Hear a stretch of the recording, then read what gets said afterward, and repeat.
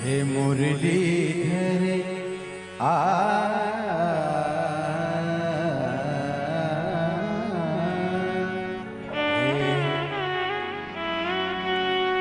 हे मुरलीधर छलिया मोहन हम भी तुमको दिल दे बैठे। मुरलीधर छलिया मोहन हम भी तुमको दिल दे बैठे। गम पहले से भी कम तो न थे, गम पहले से भी कम तो न थे, और मुसीबत ले बैठे। मुरलीधर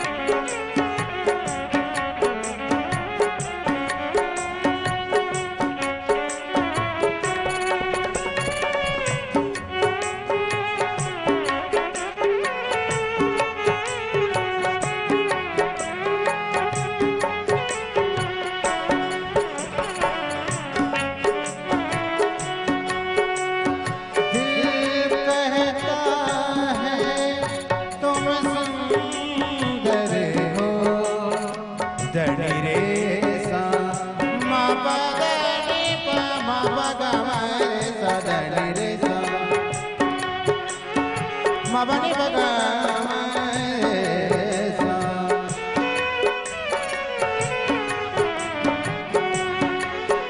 दिल कहता है तुम सुंदर हो, दिल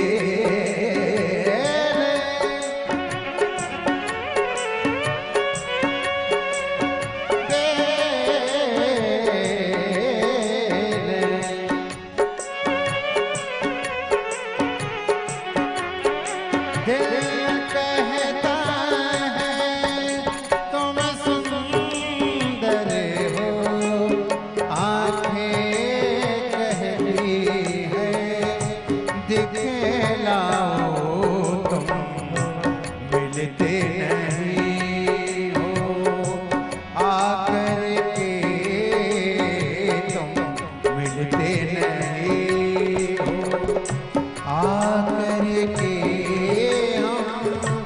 कैसे कहे देखो ये बैठे। मुरलीधर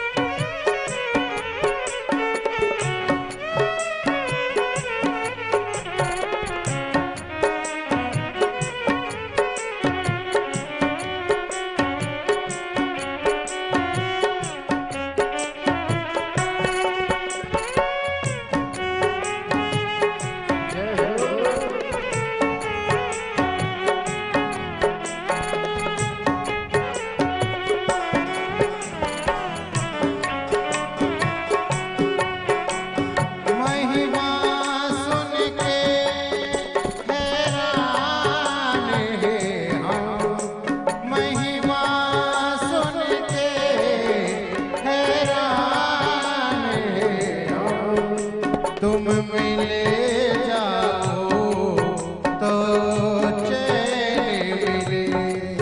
महिमा सुन के हैरान हम, तुम मिले जाओ तो चैन मिले। मन खोज के भी तुम्हें पाता नहीं, मन खोज के भी तुम्हें पाता नहीं। हम होके उसी मन में बैठे, मुरली धरे छलिया मोहन हम भी तुमको दिल दे बैठे।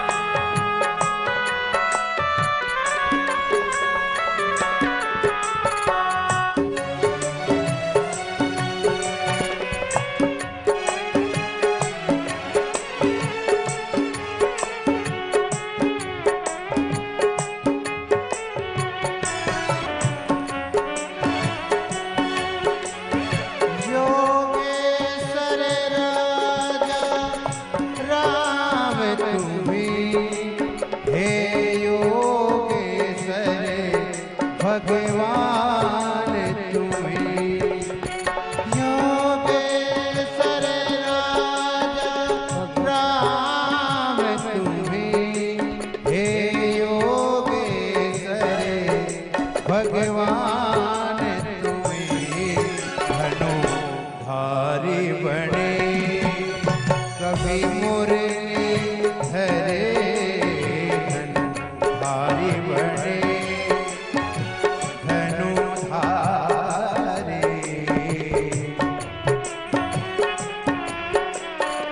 मुरली धरे धनुधारी बने कभी मुरली धरे। जमुना तट निर्जन में बैठे, मुरली धरे छलिया मोहन हम भी तुमको दिल दे बैठे। मुरली धरे छलिया मोहन हम भी तुमको दिल दे बैठे। मुरली धरे मुरली धरे मुरली धरे छलिया मोहन हम भी तुमको दिल दे बैठे। हम भी तुमको दिल दे बैठे। हम भी तुमको दिल दे बैठे।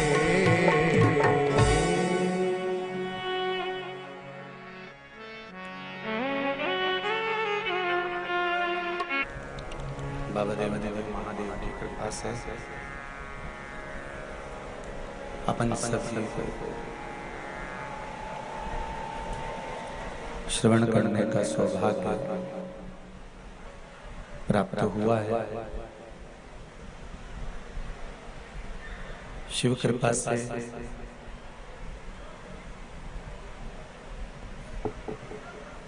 रतलाम नगर के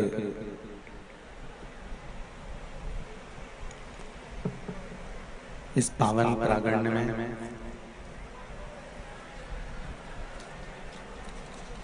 भगवान शिव की ही करुणा से, कृपा से, उदारता से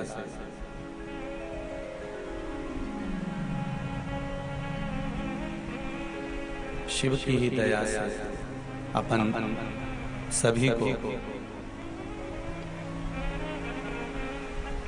माँ लक्ष्मी की पावन धरा श्री हनुमान जी महाराज का पुण्यमय आनंदमय स्थल मेहंदीपुर दरबार और पूरे रतलाम नगर के चारों तरफ विराजमान रक्षा के सूत्रधार भगवान देवाधिदेव महादेव भगवान शिव,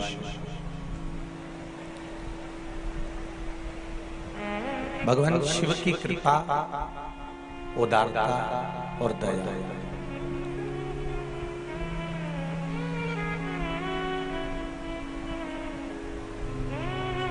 थोड़ा पीछे की आवाज पर ध्यान दीजिए। साउंड वाले कहाँ बैठे? पीछे का ध्यान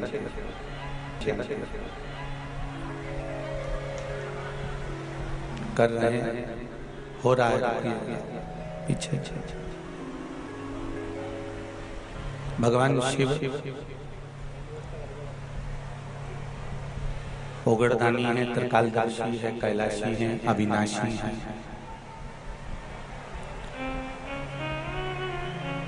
और जब तक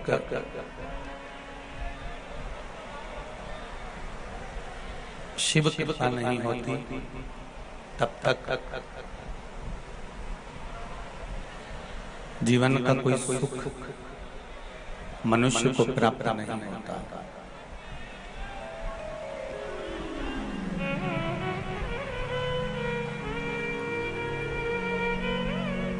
जीवन का सबसे बड़ा सुख है, पीछे की आवाज देखिए भाई,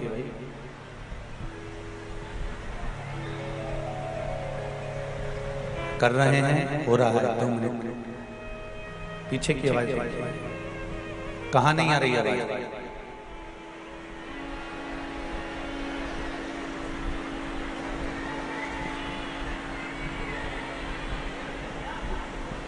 भगवान शिव ओगड़दानी है, त्रिकालदर्शी, कैलाशी, अविनाशी है।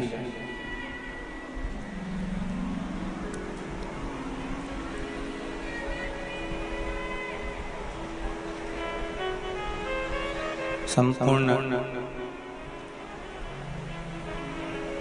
विश्व का कल्याण करने वाले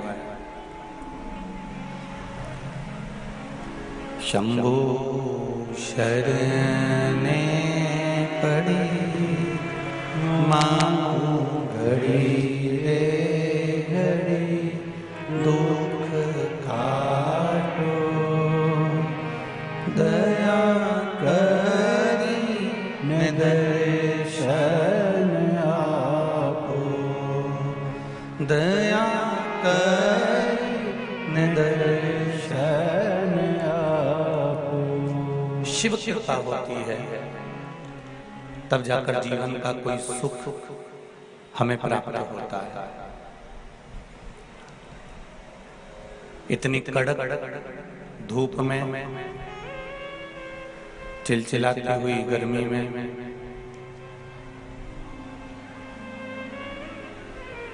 और इतनी भरचक गर्मी में भी आप लोग इतनी संख्या में पहुंचे हो कि समिति ने और यजमान परिवार ने 3 टेंट बड़े बड़े लगाए थे, आपने पहले दिन भर दिए।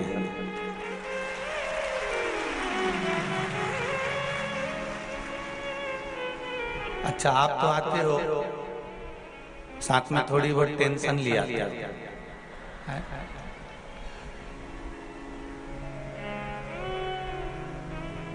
और शिव की कृपा ही ऐसी है।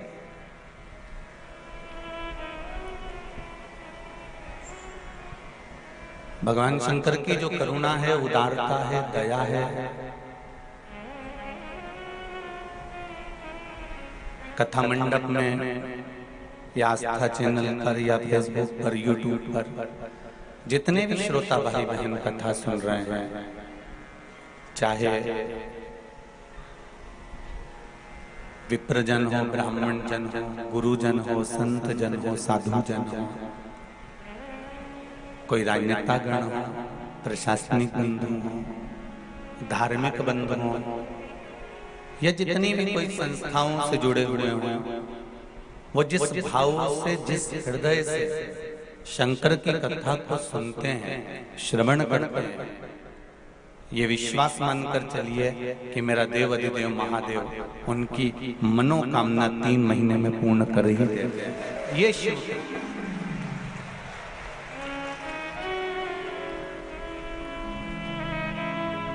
ब्रह्मा ब्रह्मलोक में रहते हैं, भगवान विष्णु वैकुंठ में रहते हैं, पर मृत्यु लोक का अगर कोई देव है तो वो देव अधिदेव महादेव है।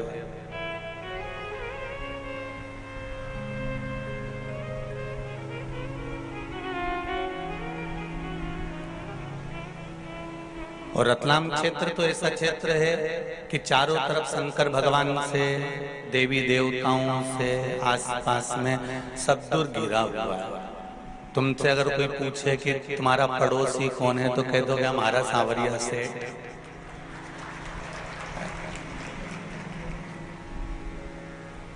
और इनंग बाजू तो क्या महाकाल राजा, और पीछे एक लिंग जी नाथद्वारा। जिधर जाओ रतलाम से आसपास का क्षेत्र में सब दूर चारों तरफ भगवान सर्वस्व विराजमान।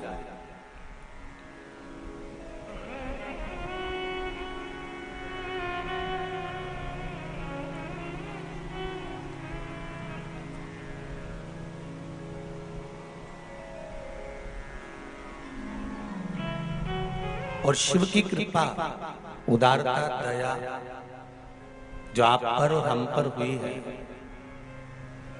कि आप और हम बैसाख के महीने में, बैसाख शिवरात्रि, शिव महापुराण की कथा श्रवण करने के लिए विराजमान है। प्रत्येक महीने मासिक शिवरात्रि आती है, प्रत्येक महीने में शिवरात्रि आती है, और वो शिवरात्रि महीने में एक बार इसलिए आती है कि तुम अगर प्रतिदिन भगवान शंकर की आराधना नहीं कर सकते, प्रतिदिन अगर एक लोटा जल शिव को नहीं समर्पित कर सकते, शंकर को एक चावल का दाना भी अगर आप समर्पित नहीं कर सकते, एक बेलपत्र भी अगर मेरे ओघड़दानी भगवान शंकर को नहीं दे सकते, तो एक काम करो कि महीने में एक बार शंकर के मंदिर के सामने से भी निकल कर चले जाओगे तो तुम्हारा कल्याण हो ही जाएगा। इतना भी बहुत। अरे भाई, देवराज नाम का ब्राह्मण, शिव महापुराण की कथा में आती है कि देवराज नाम का ब्राह्मण जो चोरी करता था, छल करता था, कपट करता था, बेईमानी करता था, प्रपंच करता था, झूठ बोलता था, ऐसा दुनिया का कौन सा गलत काम नहीं जिसको देवराज ने नहीं किया। और मृत्यु लोक में अगर जन्म लिया है, मानव का यदि शरीर मिला है, तो संसार का कोई ऐसा मनुष्य नहीं है जो थोड़ा ना थोड़ा इस संसार के इस काजल की कोठरी में थोड़ा ना थोड़ा इस शरीर को दाग ना लगे।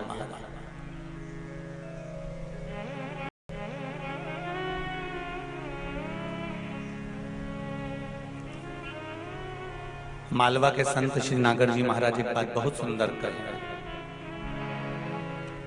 या संसार कोयला को टुकड़ो, दाग लगे दामन में, नर तू क्यों पड़ता उलझन में, क्यों पड़ता उलझन में, नर तू क्यों पड़ता उलझन में। ये संपूर्ण संसार भूमंडल संसार सागर में ऐसा कोई नहीं जन्मा जिसको कुछ कोयले का कालोच ना लगा।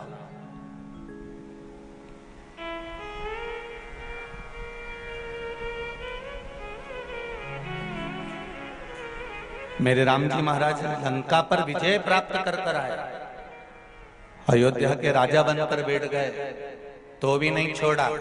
उन पर भी कह दिया गया कि बताओ जो रावण की लंका में लेकर आई हैं उन सीता जी को अपने साथ रखा है, उन जानकी जी को अपने साथ रखा है। भगवान कृष्ण जिनके घर में राजसी ठाट है, दौलत है, संपदा है, धन है, वैभव है, सत्ता है, सब कुछ है, तो भी कह दिया कि इन्होंने मणि की चोरी करी है, ये चोर है। माखन तक तो ठीक था कि माखन चुराया था, पर अब तो कह दिया गया कि इन्होंने मणि चुराई।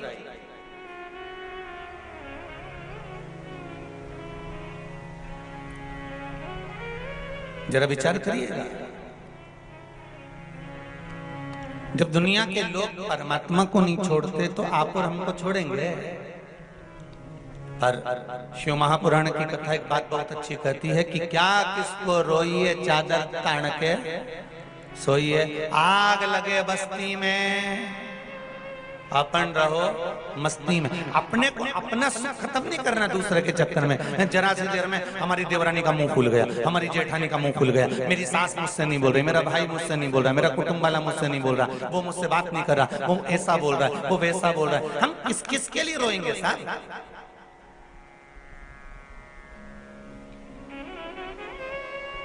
हम किस किस के लिए रोएंगे?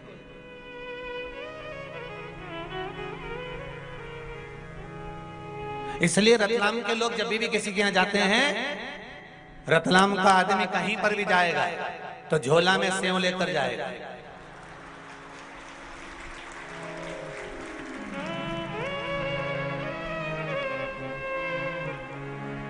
और दुनिया में कहीं का सेव इतना तीखा नहीं होता जितना रतलाम का सेव होता। और जाते ही सबसे पहले मेहमान को रतलाम का सेव निकाल कर देगा। अच्छा, उसको ये नहीं मालूम कि क्यों दे रहा है, पर सामने वाले को जब वो देता है तो ये पहले ही कह दे रहा है साहब हम हमारे गांव की प्रसिद्ध चीज लेकर आए हैं, तो मैं सेव इसलिए दे रहे हैं क्योंकि हमारे यहाँ सबसे जोरदार सेव बनता है, सबसे जोरदार नमकीन बनता है, इसमें जोरदार मिर्ची होती है, जोरदार इसमें मसाला होता है, इसलिए हमने आपको दे दिया कि हमने मसाले का सेव इसलिए दिया है कि तुम इसको खाओगे तो हमारी याद आएगी। इसलिए हम कुछ भी कहें तो हमारी बात पर मत जाना, सेव और हमारी वाणी एक जैसी है। बस आनंद में रहकर शंकर की आराधना करना, आनंद में रहकर भगवत स्मरण करना, आनंद में रहकर भगवत कीर्तन धारण करना। ये मनुष्य का शरीर बड़ा बड़ा छोटा सा शरीर है साहब, जीवन का कोई ठिकाना होता है?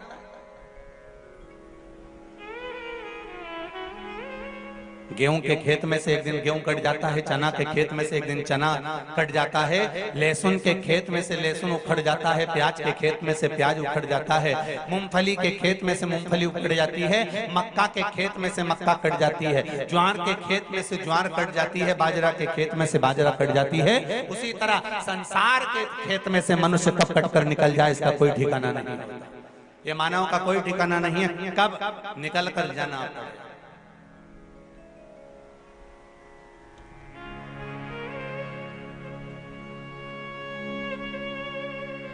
बस अपनी जिंदगी को अलमस्त होकर जियो, आनंद में जियो। मैं धन्यवाद दूंगा कथा के मुख्य यजमान परिवार को, आयोजक कल्याणी श्री रविंद्र जी पाटीदार इंदौर, शकुंतला नारायण पाटीदार जी नागदा, स्वर्गीय अरविंद जी पाटीदार जी की स्मृति में ये पावन शिव महापुराण की कथा हो रही है। उनको बहुत बहुत साधुवाद है, धन्यवाद। बाबा देवाधिदेव महादेव की कृपा, करुणा, दया, उदारता। और छीका बंधा है, अगर टूटा है तो जिसने बांधा और जिसने तोड़ा उसके भाग्य में कितना मिला ये तो वो जाने, पर जो टूटा है वो अपने सबके भाग्य से टूटा है। कथा हो रही है तो ये सब अपने भाग्य से हो रही है। कहीं शिव की कृपा होगी, उदारता होगी, दया होगी, करुणा होगी। इसलिए भगवान देवाधिदेव महादेव की कथा अपन सभी को श्रवण करने का सौभाग्य भगवान शिव की कृपा से प्राप्त हुआ होगा। ये शंकर की उदारता से प्राप्त हुआ। कथा करवाना और ना करवाना, पर श्रवण शक्ति से कथा का रस तत्व ग्रहण कर।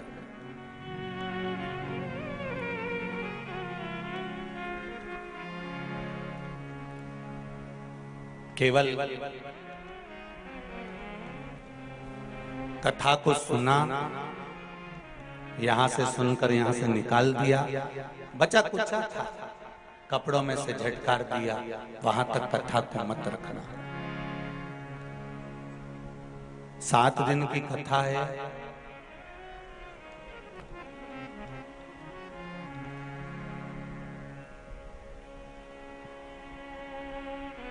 इस 7 दिन की कथा में जो आपको अच्छा लगे वो जिंदगी में थोड़ा सा उतार लेना। जो अच्छा नहीं लगे, यहां से जब जाओ और रास्ता में कहीं नदी, नाला, तालाब, बावड़ी, कुआं जो मिले उसको उठाकर फेंक दे। मन में मत रख, जो अच्छा लगे उसको जीवन में उतार ले।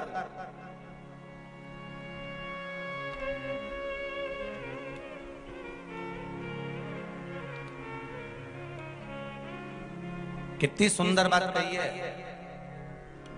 कोई तुमको बहुत सुंदर लग रहा है ना, कोई तुमको बहुत अच्छा लग रहा है ना, बहुत अच्छा लग रहा है, तो उसको ज्यादा गौर से मत देखो।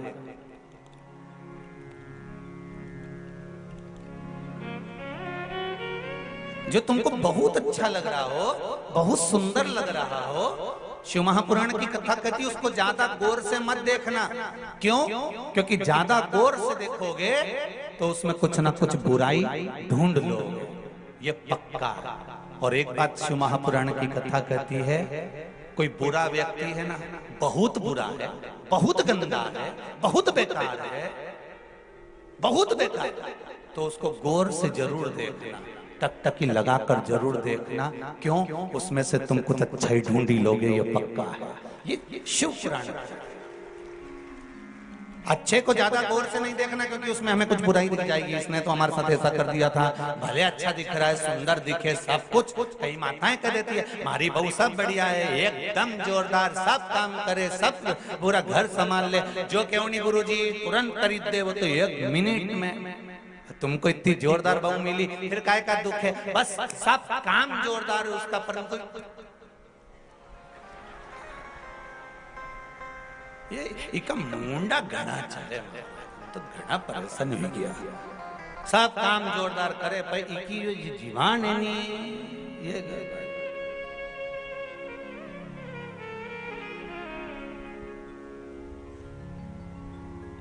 नहीं तो इनमें कहीं कमी नहीं है, जोरदार।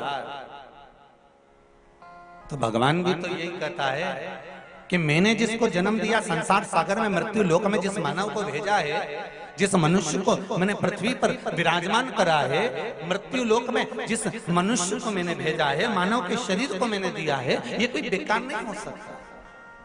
ये मानव का जो शरीर है ये बेकार नहीं है। इसको बस केवल हमको ज्ञात करना है, हमको समझना है, उसको आनंदित होना है कि ये मानव का शरीर हमें भगवान ने दिया है, तो बेकार नहीं दिया। अभी हरिद्वार की कथा में आपको कहा था, आप लोगों ने श्रवण करा होगा कि हम हमारे घर में, हमारी अलमारी में, हमारे कमरे में हम कोई भी चीज ऐसी नहीं लगते जिसका कोई उपयोग नहीं है। तुम्हारे अलमारी में जितनी साड़ी रखी है ना, सब काम की रखी है। तुम्हारी तिजोरी में जितना सामान रखा है सब काम का रखा है। तुम्हारे घर में, तुम्हारे कमरे में, तुम्हारे मकान में जो सामान रखा है वो सारा की सारा तुम्हारा संभाल कर तुमने काम का रखा है। बोलो सही है कि गलत है? जब तुमने अपनी अलमारी में, तिजोरी में, तुम्हारे कमरे में, तुम्हारे मकान में जो सामान रखा वो सब काम का रखा, तो ईमानदारी की बात बताओ, भगवान का ये मृत्यु लोक घर है और उस घर में तुमको अगर रखा है तो भगवान ने तुमको फालतू का नहीं रखा है, भगवान ने भी तुमको काम का रखा कि ये मेरे काम का है। आज नहीं तो कल भजन करेगा, आज नहीं तो कल कीर्तन करेगा, आज नहीं तो कल स्मरण करेगा, आज नहीं तो कल मंत्र जाप करेगा, आज नहीं तो कल भगवत नाम में डूबेगा, भगवत स्मरण में डूबेगा। तो भगवान काम कर, भगवान कभी बेकार। मैंने तेरे ही भरोसे ओ बाबा, तेरे ही भरोसे हवा बिच उड़ती जावांगी बाबा, डोर हथो छठी नामे कटी जावांगी। ओ भोले मैं तेरी भगन, शंभो मैं तेरी भगन, हवा बिच उड़ती जावांगी बाबा, डोर हथो छठी नाम में कटी जावांगी। हे बाबा, हमारे जीवन का सर्वस्व आपके चरणों में, आपके पास। बैसाख शिवरात्रि शिव महापुराण की कथा रतलाम वासियों को मिली है।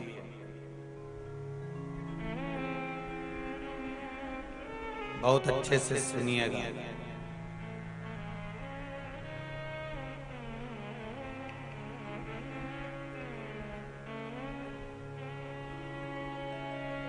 क्यों महत्व है बैसाख महीने का? स्कंद पुराण में बैसाख महत्तम कहा गया है।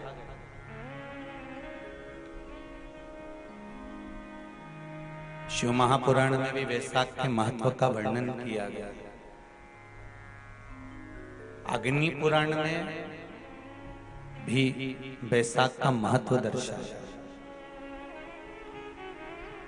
कितना,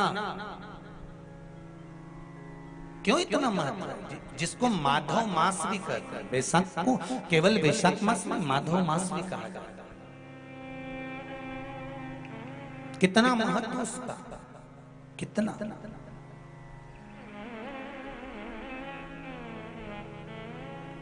क्योंकि सतयुग, त्रेता, द्वापर और कलियुग, ये चार युग जो हैं, इसमें सतयुग, त्रेता, द्वापर और कलियुग, उसमें जो त्रेता युग है उसका जो प्रारंभ हुआ था वो यही बैसाख के महीने से प्रारंभ हुआ था, माधव मास से प्रारंभ हुआ था। और इस पवित्र मास में कुर्म अवतार, हयग्रीव अवतार, नरसिंह अवतार, नरनारायण अवतार, परशुराम अवतार, गंगा अवतार, ये सारे अवतार भगवान नारायण ने, भगवान विष्णु ने, मेरे शंकर भगवान ने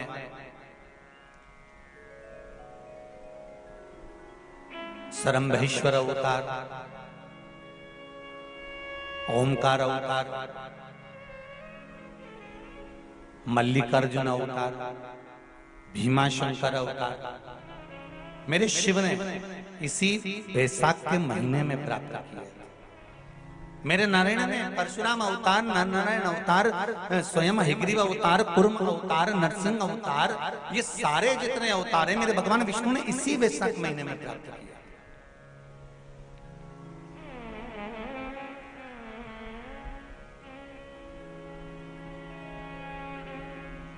ऐसे कई अवतारों का दर्शन हमारे को वैशाख महीने में हो जाता है।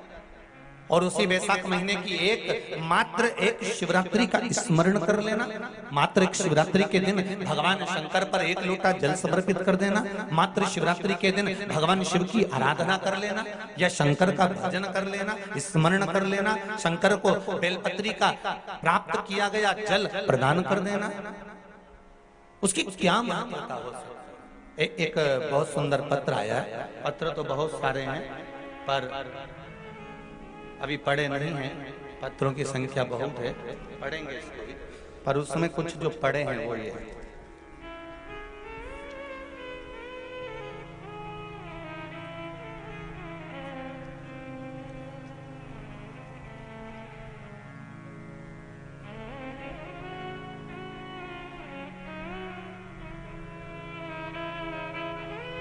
शिव नारायण जी पंड्या, ग्राम नागूखेड़ी,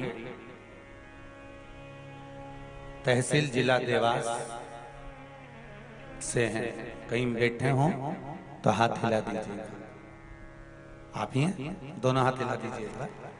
हर हर महादेव, श्री शिवाय नमस्ते। आपने लिखा है शिव नारायण जी,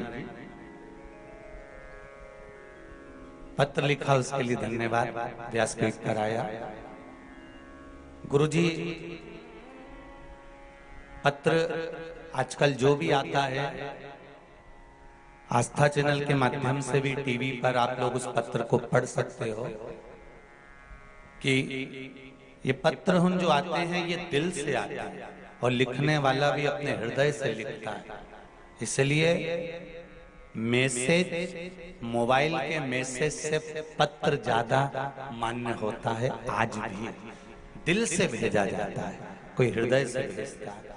आपने लिखा है, गुरुजी मेरे को शुगर, ब्लड प्रेशर था और मैं रोज गोली खाता था। जब से आपने भोलेनाथ के चढ़ाया गया बिलपत्र का उपाय बताया, तब से मैंने वह उपाय किया और मैंने रोज भोलेनाथ को जल चढ़ाकर बेलपत्र का प्रयोग किया। कार्डलेस भेजिए।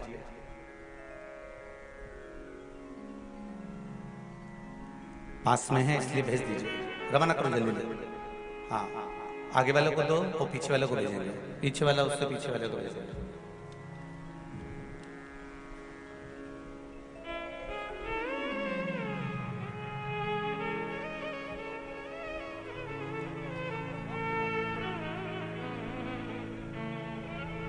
नजदीक में जो लोग रहेंगे तो अपन कॉर्डलेस दे सकते हैं। हेलो, श्री शिवाय नमस्तोभ्यम। श्री शिवाय नमस्तोभ्यम। कैसे हैं पंड्या जी?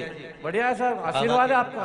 आपने पत्र में लिखा है पंड्या जी की शुगर भी था और ब्लड प्रेशर भी था। हाँ गुरु जी। अभी की स्थिति ठीक है आपकी? हाँ सर, बिल्कुल नॉर्मल है सर। जांच करने के बाद बिल्कुल 130 शुगर है और 120 ब्लड प्रेशर है सर। जी, गोली खाना बंद हो गई? हाँ, गोली खाना बंद कर दिया सर। बहुत बहुत साधुवाद, बहुत बहुत बधाई। बेलपत्र खा रहे हैं? बेलपत्र और पानी? हाँ, बेल खाता था सर। एक हफ्ते में मेरा कोई फायदा हुआ, एक हफ्ते तक मैंने सलंग खाया सर। जी जी जी, बहुत बहुत साधुवाद राजीव पंड्या जी। श्री शिवाय नमस्तोभ्यम। कितना सुंदर भाव लिखा है कि धर्म पत्नी शिव महापुराण की कथा सुनती थी, उसने एक दिन बता दिया कि शिव पुराण की कथा सुनो और उस कथा का कोई उपाय करना चाहिए।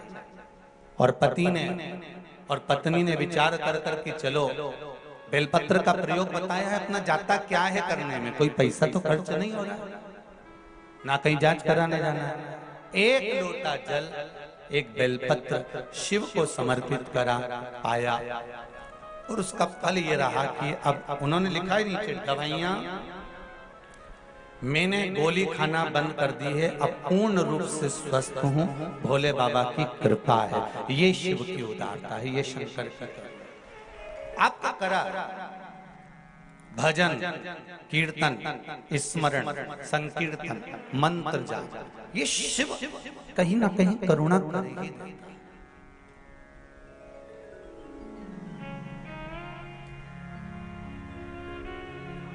और जितने लोग आप लोग जितने भी आस्था चैनल पर सुन रहे हो, फेसबुक यूट्यूब पर सुन रहे हो, चाहे इस पावन रतलाम की भूमि पर पावन प्रांगण्य में बैठकर श्रवण कर रहे हो, आपसे एक निवेदन जरूर करूंगा कि आप कथा बैसाख महीने की श्रवण कर रहे हैं, ये भाव जागृत रखना कि मेरा शंकर, मेरा शिव, मेरे नारायण, ये अगर ये बैसाख मास की कथा का अगर लाभ दे रहे हैं तो कहीं ना कहीं हमारे जीवन का कल्याण होगा ही, ये निश्चित है, ये निश्चित है।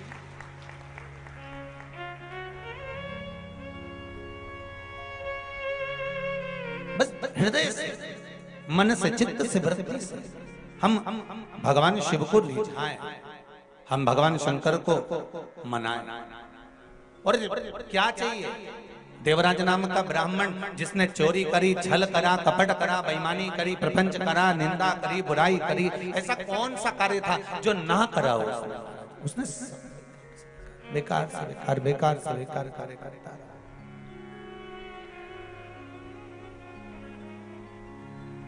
सब बेकार से बेकार कार्य कर रहा। फिर भी शिव कृपा देखिए कितनी प्रबल है महाराज, शंकर की उदारता कितनी प्रबल है, शिव भक्ति कितनी प्रबल है। जरा विचार करिएगा कि देवराज नाम के ब्राह्मण को शरीर में ताप हुआ और वो शंकर जी के मंदिर में जाकर बैठ गया और शिव मंदिर में जाकर बैठा, जहां पर कोई ब्राह्मण देवता शिव महापुराण की कथा का वाचन कर रहे थे, शंकर भगवान की कथा का स्मरण करा रहे थे, और वो जाकर बैठ जरूर गया था पर उसका मन नहीं था।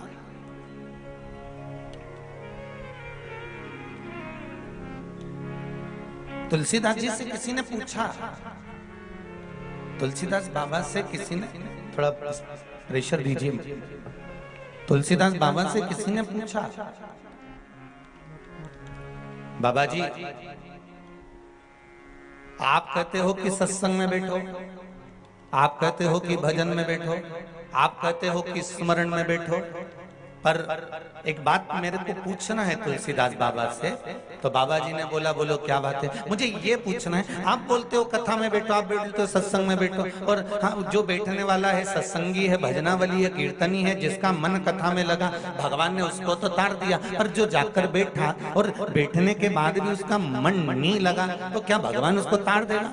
उसका मन तो लग ही नहीं रहा, कथा में जाकर बैठ तो गया, ने भीड़ भी बढ़ा दी। अब इतना सारा लोग कथा में आया है, ईमानदारी से बोलो, यहाँ से आधा किलोमीटर दूर पर या 500 मीटर की दूरी पर या 300 मीटर की दूरी पर या 200 मीटर की दूरी पर तुम्हारी गाड़ी रुकवा दी होगी, बोलो सही है कि गलत है?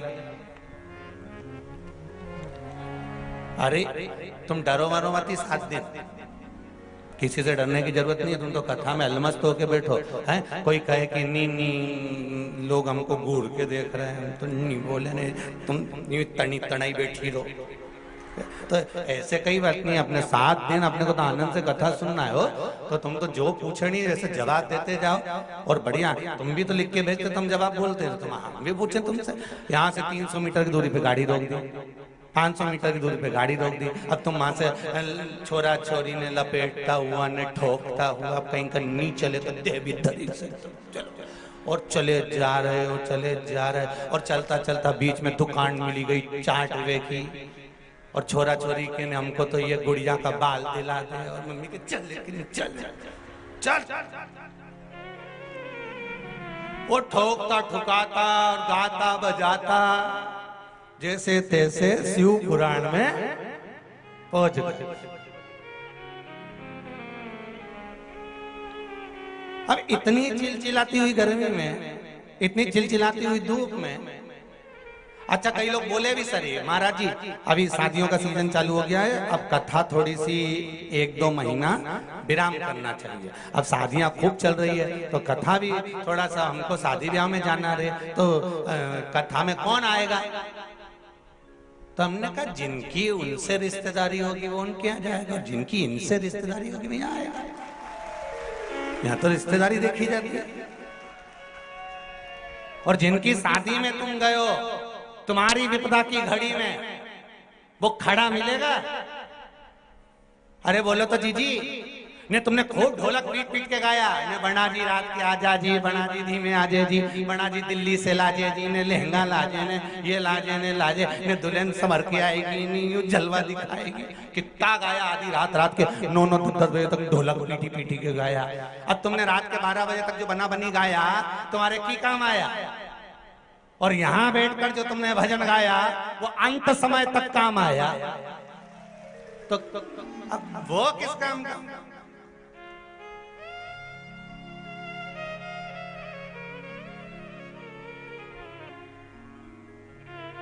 संबंध देखा जाए अंत समय।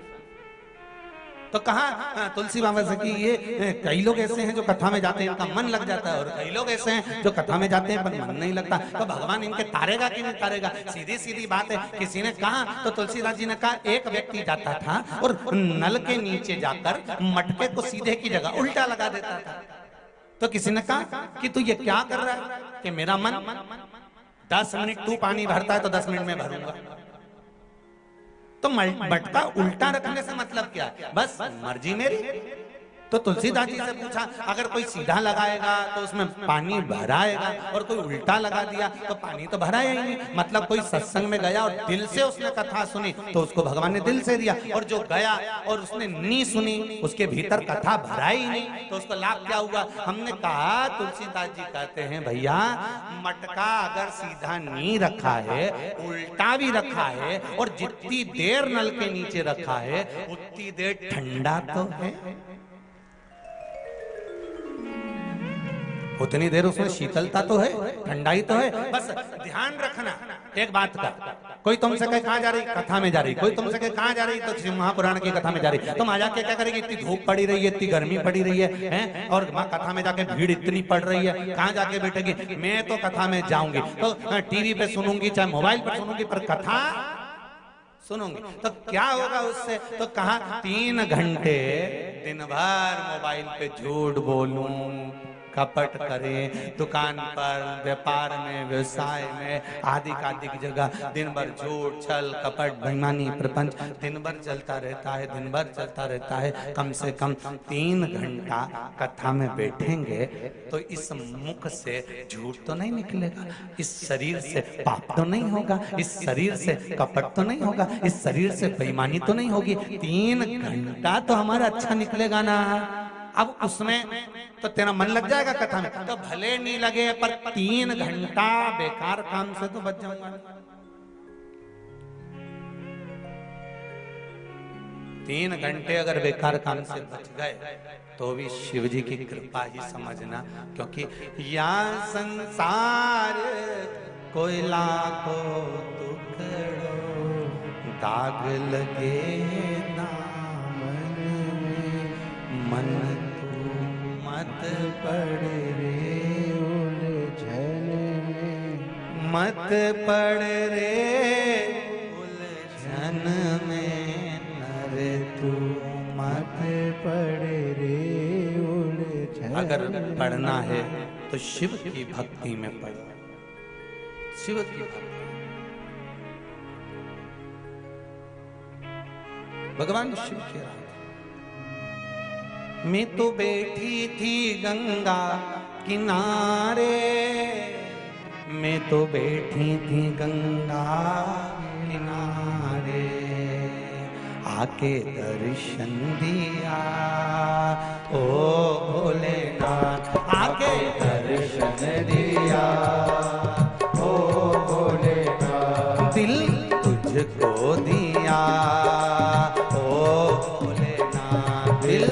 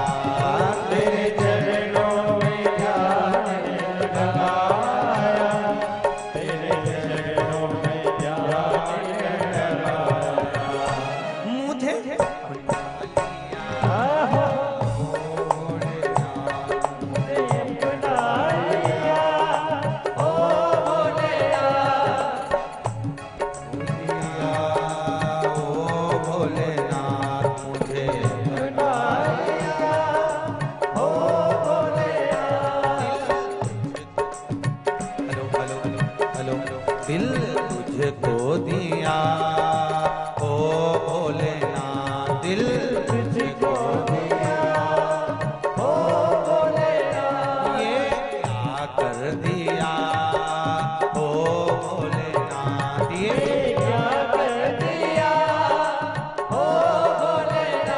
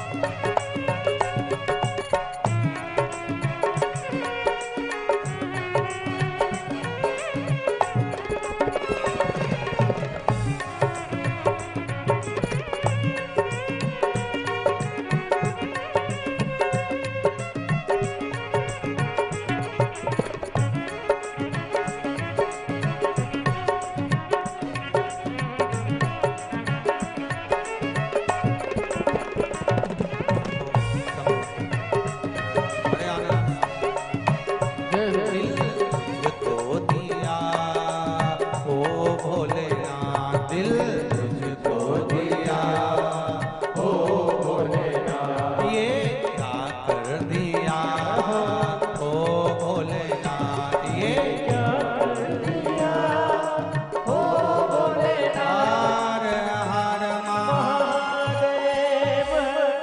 भगवान शिव की कथा कर भक्ति स्मरण। देवराज ने झूठ कहा, कपट करा, छल करा, बेईमानी करी, प्रपंच करा, सब कुछ करा, सब कुछ किया देवराज। पर अंतिम जो क्षण था देवराज का, अंतिम जो पल था देवराज का, वो देवराज ने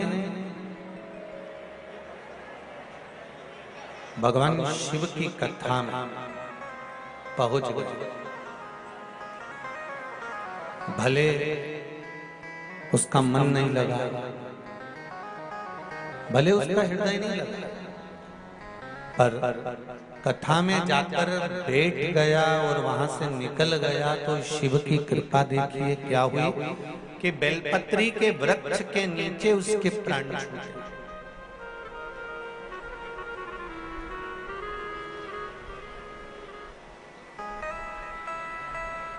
बेलपत्री के वृक्ष के नीचे।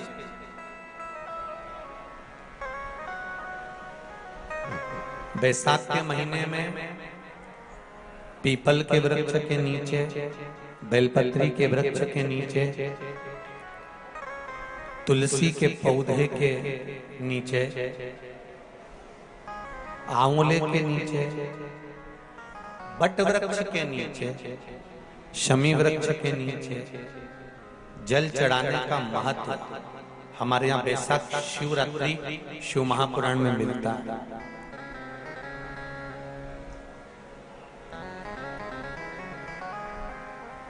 और जल की महत्वता क्या है? महाराज, जैसे देवराज ने भगवान शंकर के मंदिर में पहुंचकर मात्र कुछ देर की शिव महापुराण की कथा सुनकर बेलपत्री के वृक्ष के नीचे अपने प्राणों को त्यागा, तो शिव के ही धाम पर चला गया, शंकर के धाम। उसी तरह एक बड़ी सुंदर कथा थी। कुशकेतु नामक एक राजा हुए, जिनके घर में एक पुत्र हुआ जिसका नाम था हेमकांत। क्या नाम था? जम के बोलो जरा, हेमकांत। एक पुत्र हुआ जिसका नाम हेमकांत।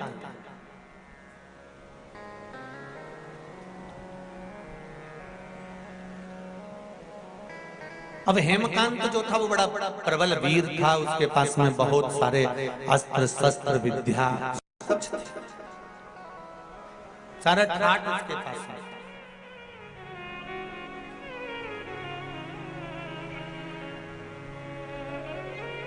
बैसाखी शिवरात्रि शिव महापुराण की कथा कर रही है। एक दिन हेमकांत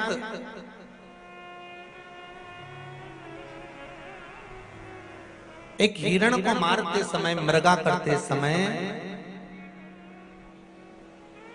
जाते जाते जाते जाते घोर जंगल में पहुंच गए।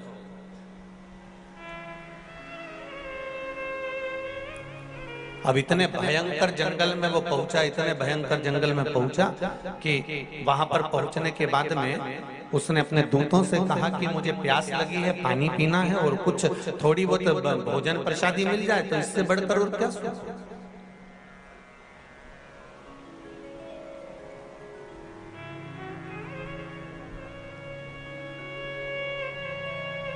जाओ जरा भोजन की व्यवस्था देखिए, पानी की व्यवस्था देखिए।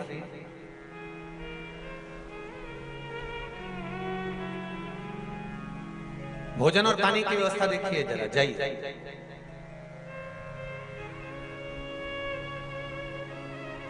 बैसाख का महीना अगर किसी को एक गिलास पानी भी पिलाने का मौका मिल जाए ना, तो समझ लेना कि तुमने गंगा जी की 100 डुबकी लगाई।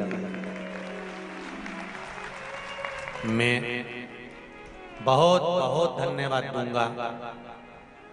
मेरे पास कोई लिस्ट वगैरह तो आई नहीं है कि कोई संस्था किस प्रकार की सेवा कर रही है, पर फेसबुक पर मैंने पढ़ा था, कोई हमारे आकाश जी और कुणाल जी मेरे को पढ़ा रहे थे, तो कहा गुरुदेव एक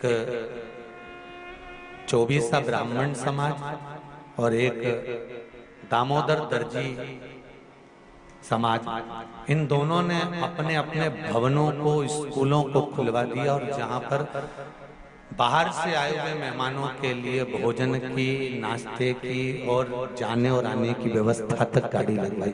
मैं धन्यवाद, बहुत बहुत साधुवाद, बहुत बहुत साधुवाद दूंगा मैं रतलाम के इन धर्म से जुड़ी हुई संस्थाओं को, जिन्होंने अपने बताया 24 ब्राह्मण समाज ने कोई स्कूल खुलवा दिया, दामोदर दर्जी समाज ने अपना भवन खुलवा दिया, और तो और नाश्ता, चाय और भोजन तक की व्यवस्था रखी कि बाहर से कोई समाज बंधु आए तो उसमें रुके तो कष्ट ना महसूस। मैं कहूंगा बैसाख के महीने में अगर एक गिलास भी पानी आप दिल से अगर किसी को पिला रहे हो तो गंगा की 1000 डुबकी आप रोज लगा रहे हो। ये विचार मानकर चलिए, कोई कम नहीं है।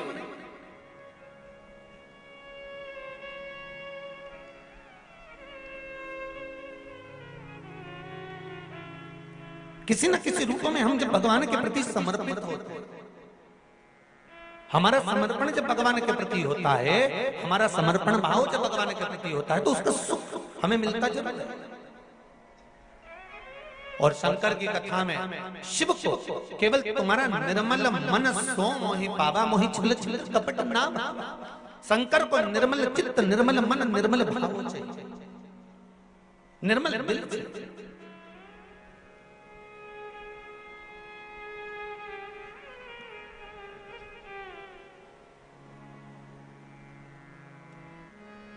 भगवान को तुम्हारा वैभव नहीं है, तुम दूसरे मंदिर में जाकर खूब अपना वैभव दिखाना चाहते। तुम मेरे राम जी के मंदिर जाना, खूब प्रसाद लेकर जाना, लड्डू लेकर जाना, हनुमान जी के मंदिर जाना, खूब लड्डू प्रसाद लेकर जाना, भगवान ब्रह्मा के मंदिर जाना, कमल का फूल, गुलाब के फूल लेकर जाना, माँ देवी के मंदिर जाना तो चुनरी और चूड़ी लेकर जाना, अन्य जितने मंदिर में जाओ, तुम शनि महाराज के मंदिर जाना तो साथ में तेल लेकर जाना, तुम उस मंदिर में जाना बृहस्पति महाराज के तो चने की दाल लेकर जाना, पर शंकर के मंदिर में जाना, तुम्हारे पास में अगर जल हो तो ले जाना, नहीं हो बेलपत्र ले जाना, बेलपत्र नहीं हो चावल ले जाना, चावल और पुष्प भी ना हो तो मंदिर के बेलपत्र उठाना, धोना और शंकर जी को वापिस चढ़ा देना। शिव को तुम्हारा निर्मल चित्त चाहिए, मन, केवल तुम्हारा मन। शंकर को तुम्हारा वैभव से कोई मतलब, तुम्हारा कितना वैभव है, तुम्हारे पास में कितना धन है, कितनी संपदा, कितनी दौलत, कितनी सत्ता, इससे शिव को कोई मतलब।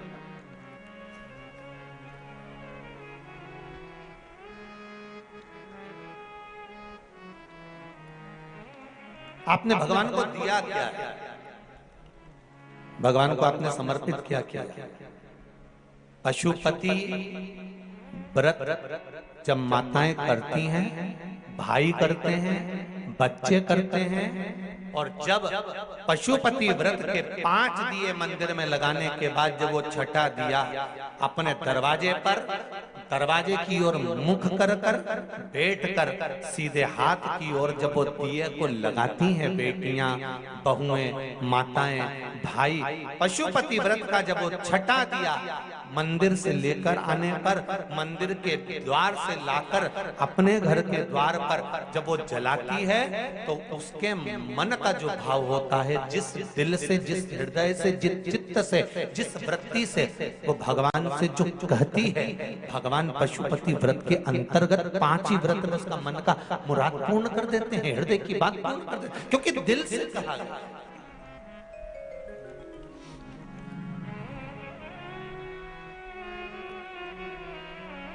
जो दिल से कहा जाता है भगवान उसको दिल से स्वीकार करता है। अब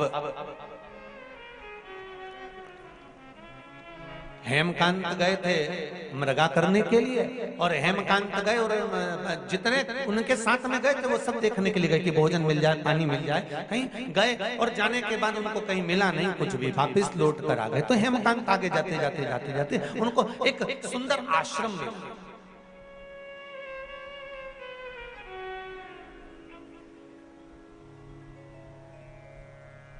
जिसमें एक सुंदर ऋषिवर बैठे हुए थे जिनका नाम था सत्यजी।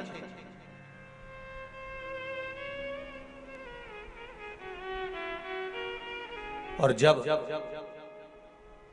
वहां जाकर उन्होंने देखा कि मैं आया और मेरा कोई आदर नहीं, जैसे श्रीमद् भागवत कथा में आता है कि राजा परीक्षित जब गए और शमीक बाबा के आश्रम पर पहुंचकर जल की याचना करी और जल नहीं मिला। इन्होंने तो याचना भी नहीं करी कि मुझे जल चाहिए, इन्होंने तो जाते से बस वहां पहुंचने के बाद इनके मन में आ गया कि मैं यहाँ पर आया हूँ और मेरा आदर होना चाहिए। शिव महापुराण की कथा कहती है, बहुत सावधानी से सुनना। बेटी के घर में, बहन के घर में जाओ तो ये आशा लेकर मत जाना कि तुम्हारा बहुत आदर हो। गुरु के दरवाजे पर जब जाओ तो ये आशा लेकर मत जाना कि तुम्हारा बहुत आदर हो। मंदिर में जब जाओ तो ये आशा लेकर मत जाना कि तुम्हारा बहुत आदर हो। और भगवान की कथा में जब जाओ तो ये लेकर मत जाना कि तुम्हारा बहुत आदर हो। ये कुछ स्थान बताए हैं कि जहां हमें आदर की जरूरत नहीं होती। बहन बेटी के घर में, अपनी बेटी जिस घर में भी आए हो, जिस घर में अपनी बहन को भी आए हो, उस घर में तुम बहुत अकड़ कर, अहंकार रखकर, अभिमतता रखकर नहीं जाना है।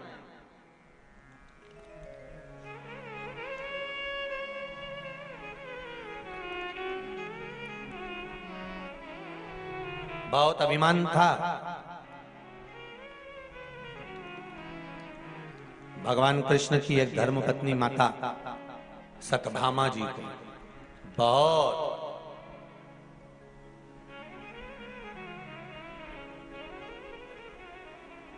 इतना अभिमान था। एक दिन सत्यजीत की वो पुत्री सत्यभामा जी ने भगवान कृष्ण से कह दिया, कन्हैया स्वामी एक बात बताओ मुझे कि तुम बार बार द्रौपदी के यहाँ चले जाते हो, द्रौपदी से तुम्हारा संबंध क्या है? भगवान ने कहा वो मेरी बहन है। हो तो बहन के घर चले जाते हो तो कम से कम थोड़ा तो सोचना चाहिए। तुम्हारी बहन कभी भी, मैंने देखा है, कई बार मैंने विचार किया, आप कई बार हमारे साथ गए, पर कभी तुम्हारी बहन ने तुमसे इस तरह से व्यवहार नहीं करा कि तुम्हें कोई आदर होना चाहिए कि द्वारका का राजा आया है, द्वारिकाधीश आया है, और जिसके पास में द्वारका का राज्यपाठ है उसके पास कितना वैभव होगा, और वैभव अधिपति जब आता है तो उसके लिए तो वैभव जैसा ठाठ होना चाहिए। सुन लो रे रत्नाम वालो अच्छे से, तुम कितने भी वैभवपति हो, कितने भी धनपति हो, कितने भी करोड़पति हो, 7 दिन शिव महापुराण की कथा में जब आओ तो वैभव और सत्ता सब घर पर रख कर आना, यहां तो शंकर के गण बनकर आना। यहां अगर आना है आपको कथा श्रवण करने के लिए तो आप ये मानकर चलना कि मैं शिव का गण हूं, शंकर भगवान की कथा सुनने जा रहा हूं, शिव का अनुमोदन करने जा रहा हूं। क्या लाभ होगा उसका? उसका एक लाभ होगा, जब आपकी गाड़ी अगर 200 मीटर भी दूरी पर रुकती है, थोड़ी दूरी पर रुकती है, वहां से आकर पैदल चलकर आप यहां तक आ रहे हो तो ये विश्वास मानकर चलना, अगर शंकर के होकर चलोगे तो ना प्यास लगेगी, ना भूख लगेगी, ना धूप लगेगी और सीधे कथा में पहुंच जाओ। अगर दिल से गए हो भगवान शिव की शरणागति में, भगवान की शरणागति में दिल से गए हो, ये दो तरह की बात होती है। एक बहुत समझ में आ जाता है, जरा सा आप व्हाट्सएप पे बात करो, जरा सा फोन पे बात करो, जरा सा किसी से बात करो, और अगर दिल से कर रहे होगे ना तो बात करने का और मन करेगा। तो मैसेज और कर देता हूँ, 4 मैसेज और कर देता हूँ, थोड़ा सा ये और भेज देता हूँ, थोड़ा सा और बात कर देता हूँ, थोड़ी और बात करता हूँ, अगर दिल से कर रहे होगे। और अगर जरा सा तुम्हारा दिल नहीं लगा और तुम्हारे काम पड़ा हुआ है और तुमने मैसेज करा, तो अगला मैसेज जो तुम्हारा होगा ना तो उतने में समझ जाओगे कि अभी ये बात करने के लायक नहीं है। अगर अभी करूं तो ठीक, तो तुम भी लिख के भेजे। तो रात को बात करते हो तुरंत, हृदय नहीं।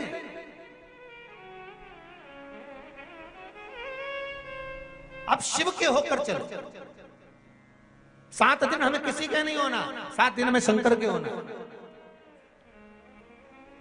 और जब शिव के होकर चलोगे तो जीवन की जितने शरीर में, बैसाख महीने में आप शंकर के धाम जा रहे हो, बैसाख महीने में आप आस्था चैनल पर शिव महापुराण की कथा सुन रहे हो, बैसाख महीने में फेसबुक और यूट्यूब पर आप कथा सुन रहे हो। ये आपके भीतर होना चाहिए कि आप क्या प्राप्त कर। कथा थी 2 बजे से 5 बजे की। हमने भी हरिद्वार में बोल दिया था, क्योंकि यहाँ का जो बैनर गया था उसमें 2 से 5 लिखा था। हम आस्था चैनल वालों से पूछ ही नहीं पाए। कथा थी 1 बजे से 4 बजे। अब यजमान जी बोले, पाटीदार जी, गुरु जी, वो कथा तो 2 से 5 लिखा गई है और टीवी पर 1 से 4 है, और आपने भी मंच से कह दिया 2 से 5 का। हमने कहा कोई बात नहीं, बैसाख महीने की कथा है। बैसाख का प्रारंभ त्रेता से हुआ था, तो कलयुग से त्रेता में खसक गए। 2 बजे से 1 बजे में खसक गए तो तकलीफ क्या है?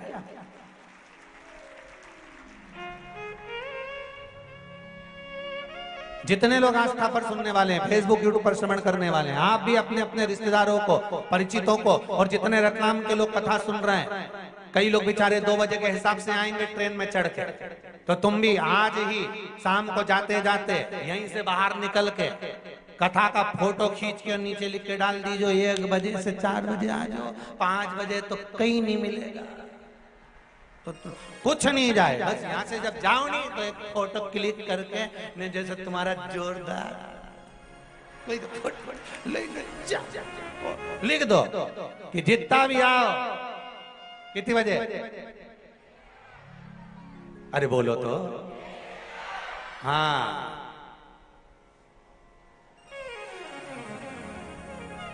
बहुत जरूरत है।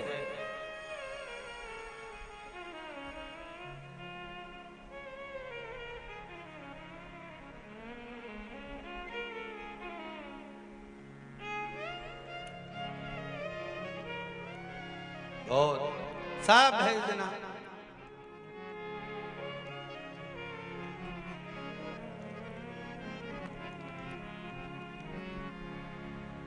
शिव भक्ति है।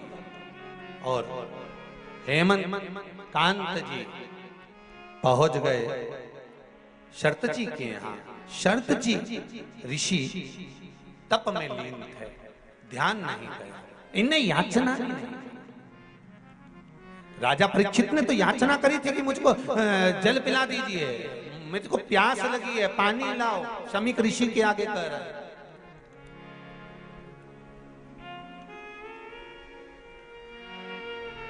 पर हेमकांत ने नहीं कहा कि मुझे प्यास लगी। वो तो गए, बैठे और देखा कि मेरा कोई आदर नहीं, मेरा कोई सम्मान नहीं, मेरा कोई सत्कार नहीं, मेरे लिए कोई स्थान नहीं।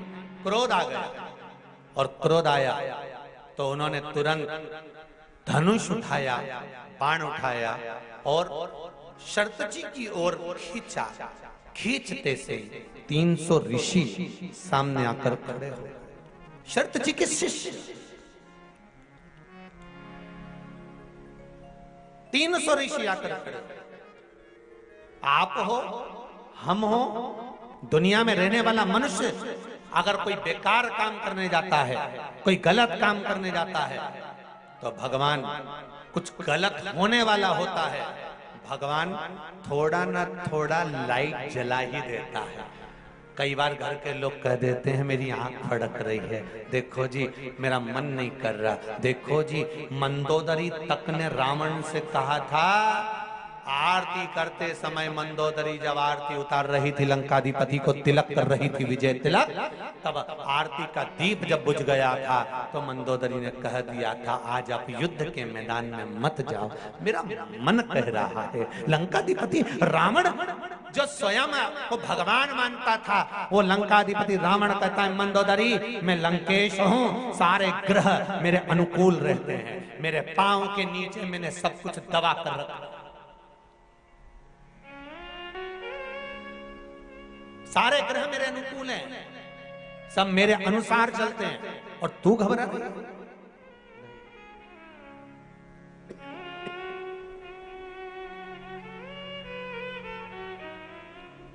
मंदोदरी तू चिंता मत कर, तेरा पति विजय होकर आएगा। मंदोदरी कहती, आज मेरा मन ठीक नहीं लग रहा, आज मेरा चित्त ठीक नहीं लग रहा, आज मुझे श्रेष्ठता नहीं लग रही, आज मुझे श्रेष्ठता नहीं लग रही, आज मेरा चित्त, आज मेरा मन, आज मेरी बुद्धि श्रेष्ठ नहीं मान रही। और मेरी माताओं, मेरे भाई, इस पावन कथा में जितने लोग बैठे हैं, आपको भी कहूंगा, जब कोई गलत होने वाला होता है, भगवान बत्ती सबकी जलाता है कि देख बच्चा ले, रोक ले। उसके बाद भी हम सोचते हैं कुछ नहीं होगा, चलने दो, चलने दो, चलने दो।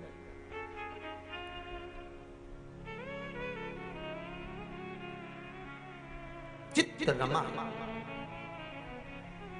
ऋषियों ने रोक दिया।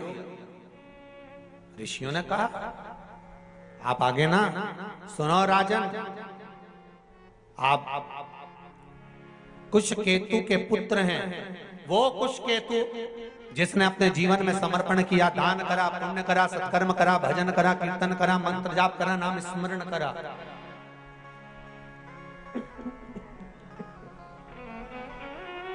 आप कुशकेतु के पुत्र हैं राजन। यदि आप ये गलत करेंगे तो इसमें श्रेष्ठता नहीं होगी।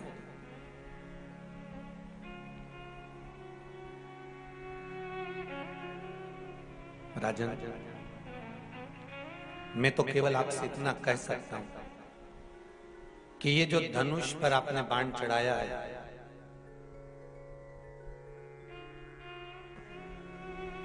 धनुष पर जो बाण चलाया है आपने, ये धनुष का चढ़ाया हुआ बाण आप उतार लीजिए नीचे।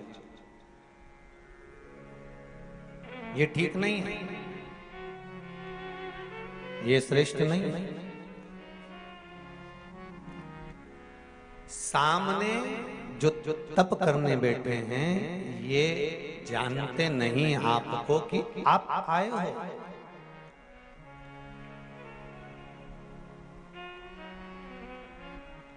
जीजियों, आप लोग इधर मुख कर कर बैठे हो, कथा सुन रहे हो, पीछे क्या हो रहा है आपको मालूम है क्या? कुछ नहीं, क्योंकि आपका ध्यान कथा में।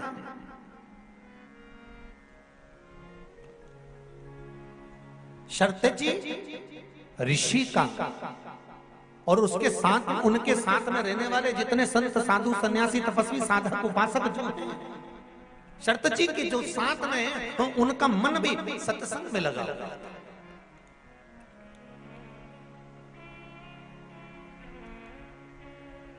उनका मन कहीं दूसरी जगह नहीं लगा है, सत्संग में लगा हुआ है।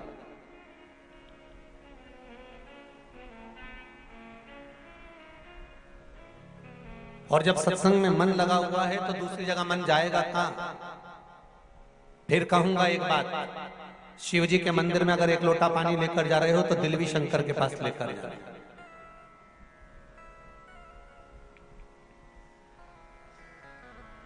शिव जी के पास अगर एक लोटा जल लेकर जा रहे हो तो दिल की बात भी शंकर तक लेकर जा रहे हो।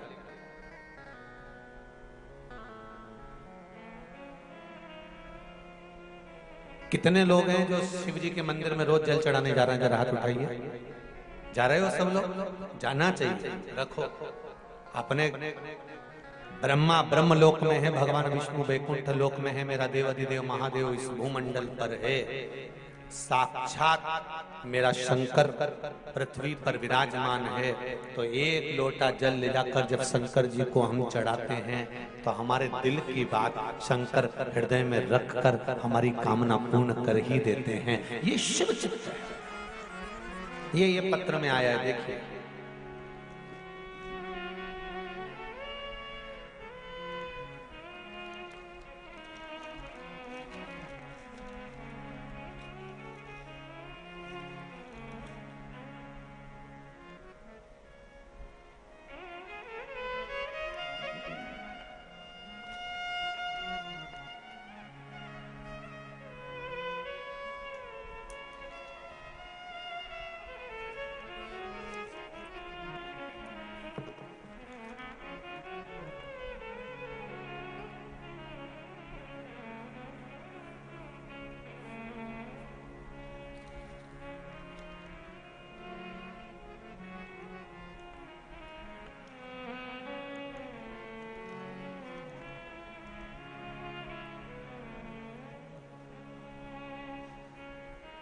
शायद पत्र में नाम नहीं लिखा है।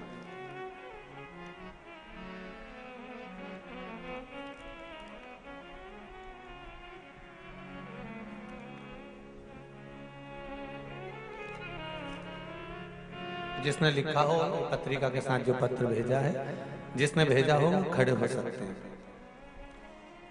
इसमें लिखा है इन्होंने, गुरुदेव, जिसने भेजा हो वो खड़े हो सकते हैं। ये पत्रिका के साथ जो भेजा है, आपने भेजा? दोनों हाथ हिला दीजिए एक बार। हर हर महादेव।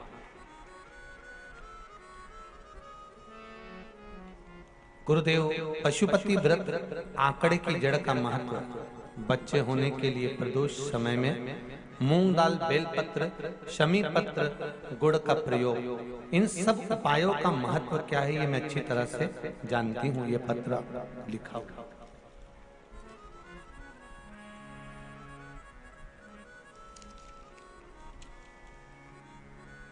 मेरी नौकरी में बहुत समस्या हो गई थी। बैठिए बैठिए। बाबा शंकर ने टीवी के माध्यम से मैंने जो कथा श्रवण करी है, उस कथा का फल मुझे दिया है। मेरी नौकरी वैसी की वैसी बरकरार है। गुरुदेव, डॉक्टर ने मेरी बहू को एक बार मिसकैरेज होने के बाद में बता दिया था कि इसको बच्चे नहीं होंगे। IVF कराने का बोला था और अंत ये हुआ कि बहू की आंख में जल भर गया, रोने लगी। तब शिव महापुराण की कथा सुनी और आपने आंकड़े की जड़ का उपाय बताया। कुबेरेश्वर धाम पर 7 दिसंबर 2021 को दर्शन करके बाबा से प्रार्थना कर सीहोर से आए और गुरुदेव अभी अप्रैल 2022 में बिना IVF के मेरी बहू के 3 महीना चल रहा है। ये शिव की कृपा। ये पत्र में लिखा, ये 3रा महीना चल रहा है। डॉक्टर भी आश्चर्य में हैं कि रिपोर्ट इतनी खराब थी तो ये कैसे हो गया। और फिर कहूंगा, अकाल मृत्यु वो मरे जो काम करे चंडाल का, काल उसका क्या बिगाड़े जो भक्त हो महा काल का। ये शिव की कृपा से प्राप्त हुआ। गुरुदेव, एक मेरा प्रॉपर्टी का केस 2016 से चल रहा था। बाबा की कृपा कैसी हुई कि वह केस भी बाबा ने खत्म कर दिया। ऐसे कई कई कई उपाय से जीवन में सुख पाया है गुरुदेव। बहुत बहुत साधुवाद। बाबूजी, आपने जो पत्र भेजा है उसके लिए बहुत बहुत धन्यवाद। हर हर शिव कृपा। एक पत्र और है बड़ा सुंदर, जिसपे शंकर जी का फोटो भी बनाकर भेजा है।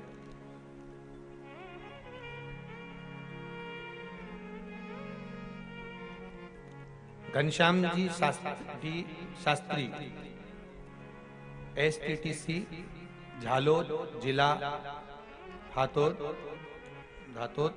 गुजरात। किसने भेजा है? दोनों हाथ हिलाइए जरा। हर हर महादेव। आपने लिखा है, गुरुदेव भगवान शंकर सरल और सहज स्वभाव समझते हैं। शिव जी खरगोन की कथा से डायरेक्ट कथा सुन रहे हैं, रतलाम की शिव महापुराण कथा में आए हैं। बाबा के प्रयोग करे जिससे पशुपति व्रत करना चालू किया। दूसरे सोमवार को बाबा से जो मांगा था वो प्राप्त हुआ। एक गाड़ी का सौदा हुआ, नई गाड़ी घर में आ गई गुरुदेव। ये बाबा की कृपा से आई है। गुरुदेव 23 फरवरी से बाबा का रुद्राक्ष जल बेलपत्री प्रयोग से अब मैंने बीपी की गोली 23 फरवरी से लेना बंद कर दी है और मेरा बीपी भी नॉर्मल चल रहा है, जैसा होना चाहिए वैसा ही चल रहा है। ये शिव कृपा। बैठिए। हर हर महादेव। शंकर की करुणा ही ऐसे। आप दिल से, चित्त से, वृत्ति से, मन से भगवान शंकर को अगर रिझा रहे हो तो शिव करुणा करेगा ही, शिव की दया होगी ही। ये निश्चित है कि तेरा ही दिया मैंने खाया पिया है, तेरा शुक्रिया है, तेरा शुक्रिया है। मुझे भोले बाबा ने बहुत दे दिया है, तेरा शुक्रिया है, तेरा शुक्रिया है। ये जायदाद दी है, औलाद दी है, ये जायदाद दी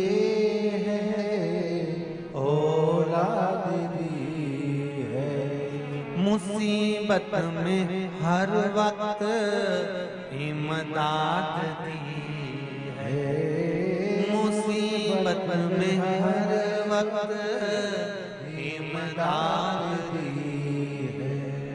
तेरा ही दिया बाबा खाया पिया है, तेरा ही दिया बाबा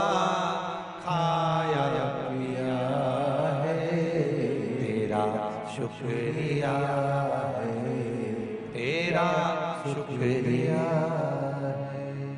मुझे भोले बाबा बहुत दे दिया है, तेरा शुक्रिया है, तेरा शुक्रिया। शिव कृपा से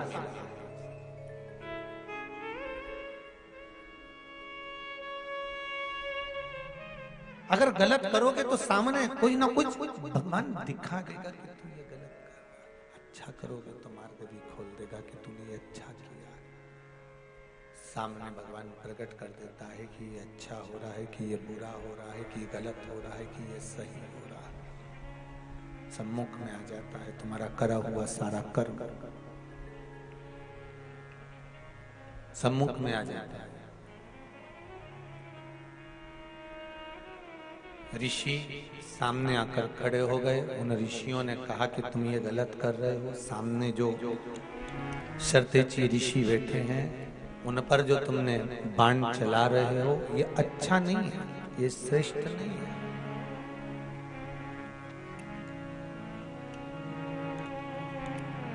समझाया, नहीं माने, तब क्रोध आया, गुस्सा आया, और गुस्सा और क्रोध जब आया तो फिर शर्तेची पर तो बाण बाद में चलाया। पहले जो 300 ऋषि रोकने आए थे ना, उन पर बाण साधा।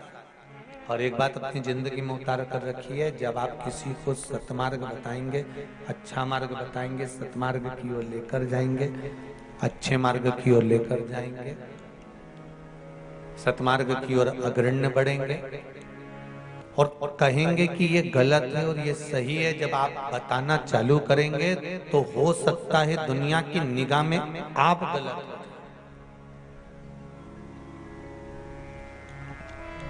हो सकता है।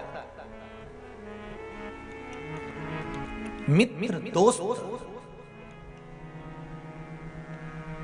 मित्र दोस्त जब किसी के मार्ग को भटकाते हैं, गलत मार्ग पर लेकर जाते हैं, तो दोस्तों को यह समझ में नहीं आता कि यह गलत हो रहा है।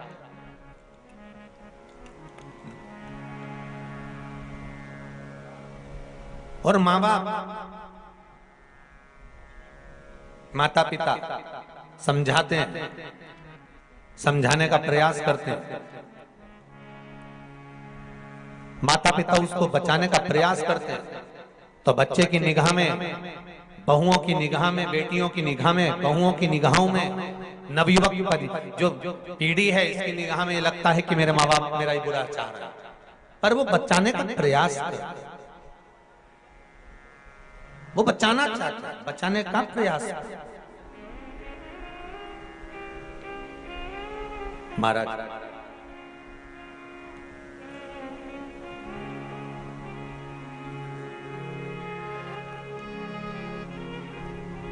शिव महापुराण की कथा कहती है, दुख आएगा तो अटक जाओगे और जैसे ही सुख आया तो भटक जाओगे। ये निश्चित है, ये बिल्कुल पक्का है।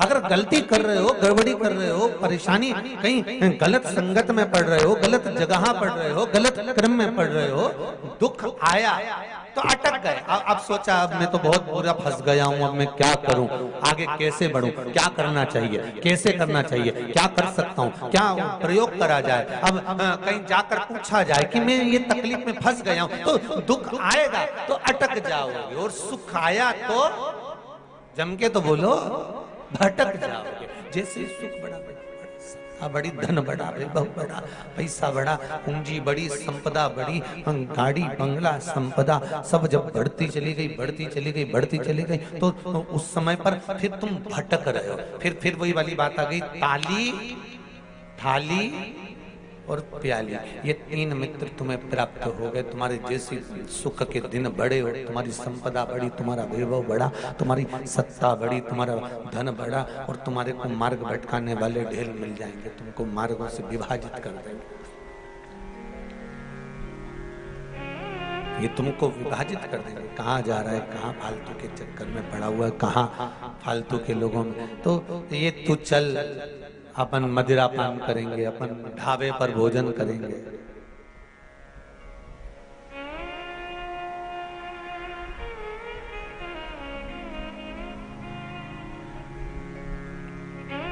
चल अपन होटल पर भोजन करेंगे, ये सब मार्ग विभाजित कर देते हैं।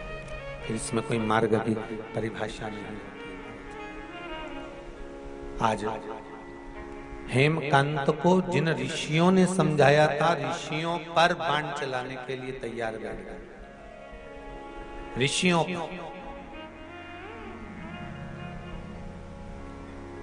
बैसाख के महीने में पीला चंदन को घिसकर थोड़ा सा उसमें गुलाब की पत्ती का रस डाला या गुलाब का इत्र डाला या गुलाब जल डाला, घिसने के बाद वही चंदन बेलपत्री के वृक्ष के नीचे त्रिपुंड लगाने पर, उसी त्रिपुंड की उंगलियां शंकर भगवान की शिवलिंग पर लगाने, उसी उंगलियों को लाकर जो दमे का मरीज होता है, जिसको थोड़ा चलने पर सांस फूल जाती हो, दम भर जाता हो, श्वास बहुत ऊंची नीची होती हो, दम भरा रहा हो, दम ऊपर नीचे हो रहा हो, तो उसके हृदय पक्ष स्थल पर लगा देने पर और एक कंठ के भाग में लगा देने पर, महाराज यही बैसाख के महीने में कर देने पर उसको फिर धीरे धीरे दम भरना बंद हो जाती है, श्वास का मरीज धीरे धीरे ठीक होने लगता है। ये दम के मरीज के लिए शंभो शंभो शंभो शंभो शंभो शंभो, ये दम के मरीज के लिए करना बैसाख के महीने में ही पड़ेगा और कभी अभी कर सकते। और हम तो 7 दिन शिवपुराण भी यही है, शिव महाराज भी यही है, और तुम भी यही है। करने में क्या जाता है? प्रैक्टिकल ही हो जाता है। रुकेगी जब तुम पैदल चलोगे तो दम बाहर आ रही कि नहीं बाहर, तो तुम कम से कम दूसरे दिन पत्र में लिखकर तो भेज दोगे, गुरुजी हमने तुमने की थी, हमने दूसरे दिन ही कर लिया, और दूसरे दिन और फिर आए कथा में अब भरे कि नहीं भरे, या तो दम रहेगी या फिर दमादम रहेगा, या तो दम रह जाए या फिर मेरा शिव रह जाए, मेरा शंकर, मेरा मुक्ति, मेरा शंभु रह जाए।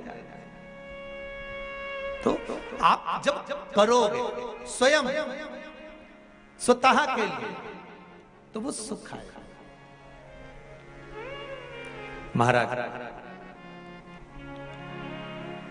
हेमकांत जी को समझाने वाले जो ऋषि थे 300, उन पर क्रोध कर दिया।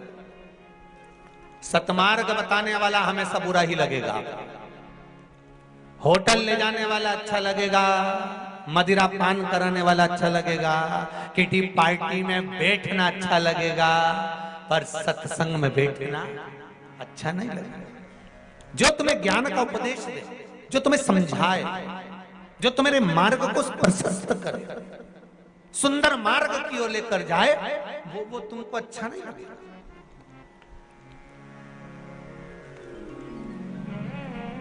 तुम्हें तो जो मार्ग से भटका रहा हो, अरे कहां कथा में पड़ा हुआ है, चल हमारे साथ चल, चल जरा अपन होके आते हैं, कहां चक्कर में पड़ा हुआ है, चल होकर आते हैं, चल जरा, चल तो जरा।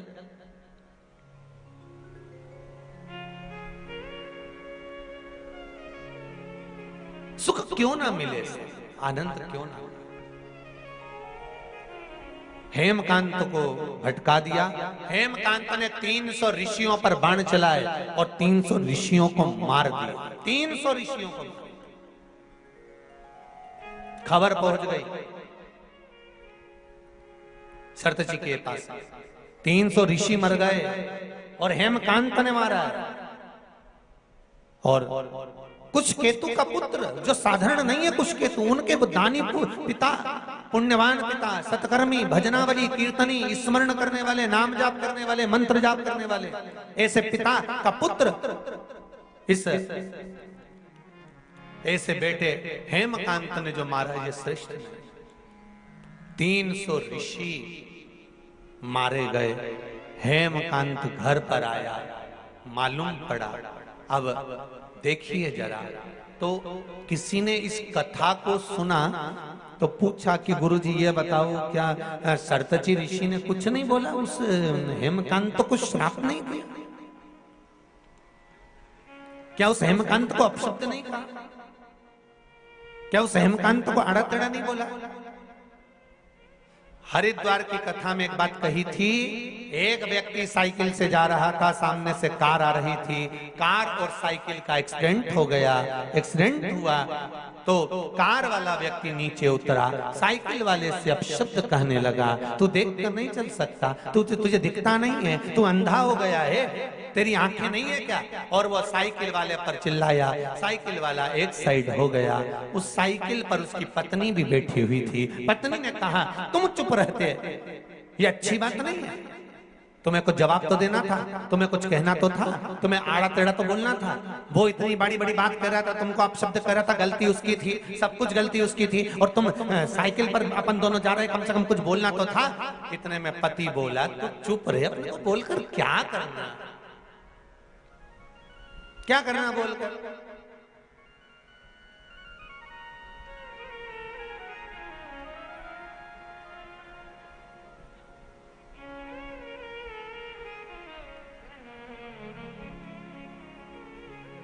उसने अपशब्द बोला, पलटकर आपने अपशब्द बोला, तो मतलब क्या हुआ? पति ने अपनी पत्नी को समझाया। पत्नी बोली, मैं बोलूं क्या, तुम नहीं बोलो तो? पति बोला, तेरे हाथ जोड़ूं, मत, बिल्कुल मत।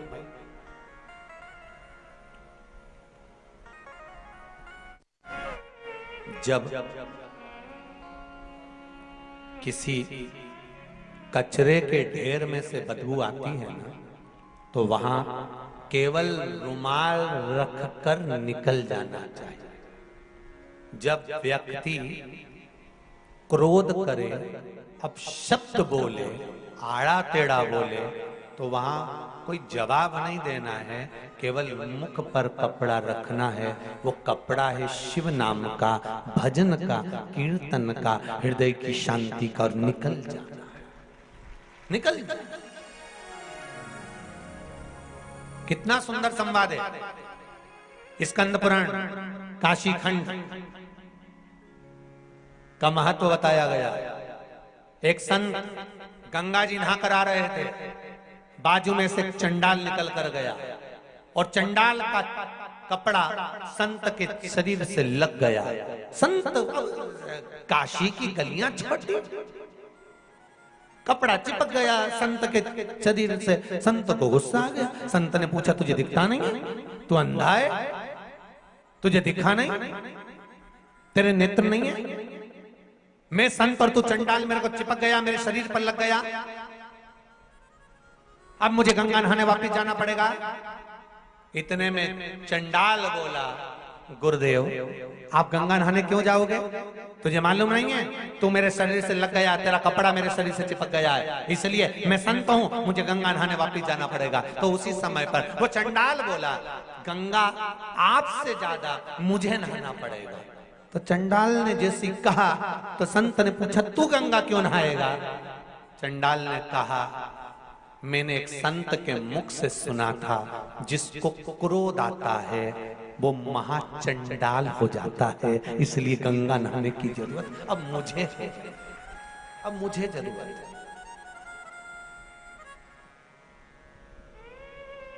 अब तुमको गंगा की जरूरत नहीं, मुझको गंगा की जरूरत है। तो शिव पुराण कर रही है, चित्त वृत्ति मन में धारण कर, हृदय चित्त धारण कर कर 300 ऋषि जो मारे गए, तो शरतची ऋषि ने कुछ बोला नहीं। क्यों? क्योंकि इससे क्या बोलना साहब, क्या बोलना, बस मौन हो जाओ, चुप हो जाओ और अपनी भक्ति में लग जाओ, भजन में लग जाओ, स्मरण में लग जाओ, बहुत होता है। फिर भटकान नहीं होना चाहिए। भटकने वाला भटकेगा, अपशब्द कहने वाला अपशब्द कहेगा, ताने देने वाला ताने देगा, गाली देने वाला गाली देगा। आप शांत हो जाइए और भजन चित्त में लग जाओ, स्मरण में लग जाओ, फिर भाग्य की गति पर छोड़ दीजिए।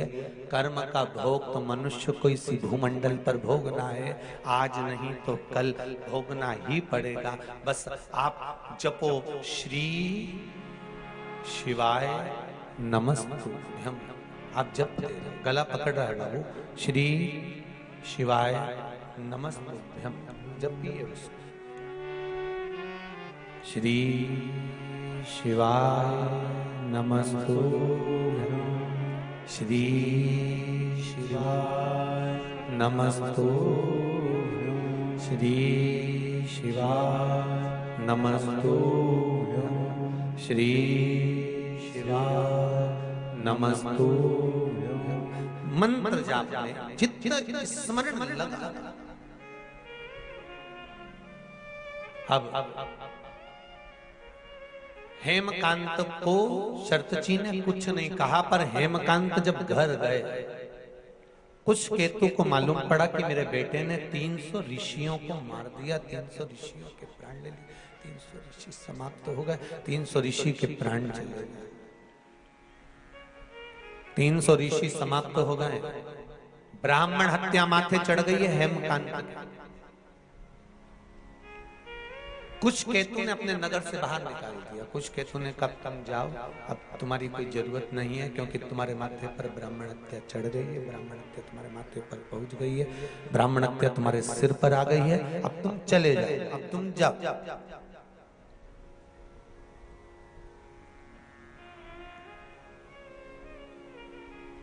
एक बात कहें रतलाम वालों, जरा अच्छे से सुनना।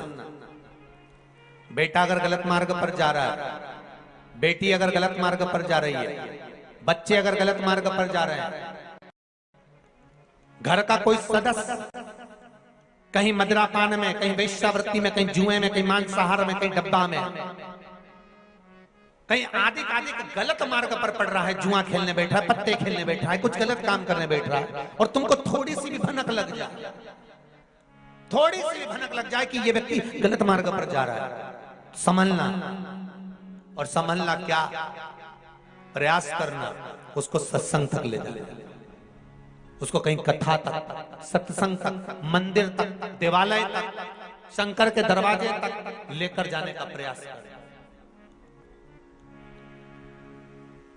गलत मार्ग पर चलने वाला व्यक्ति अगर शंकर भगवान पर एक लोटा जल, मात्र थोड़ा सा इत्र डालकर, कोई भी इत्र जो तुम्हारे पास में हो वो डालकर, अगर इत्र भी ना मिले तो किसी फूल की पंखड़ी को डालकर शिव को समर्पित करने लगता है, महीना भर लगता है, उसका मार्ग विभाजन हो जाता है, गलत मार्ग से सत मार्ग की ओर चले जाते हैं। आप उसको शिव भक्ति में लगा दो, आप उसको शंकर की भक्ति में लगा दो, आप उसको शिव स्मरण में लगा दो, आप उसको शिव भक्ति की ओर लेकर चले जाओ।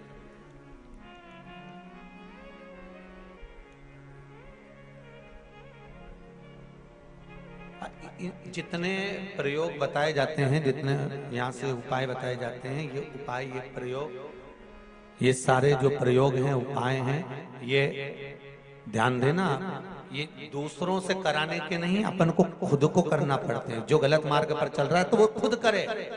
कई कई माताएं पूछती है, गुरुजी महाराज छोरा तो कहीं नहीं करेगा, तो मैं कर लूं कहीं?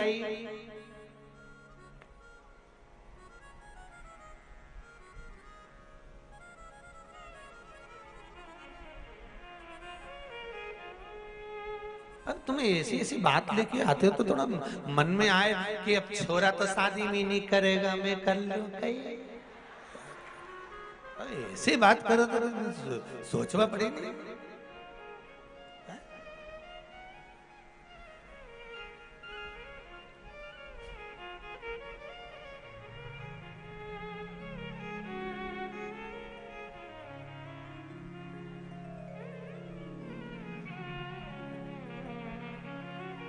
तुम खाओगे तुम्हारा पेट भराएगा, वो खाएगा, अरे बोलो तो, उसका पेट भराएगा।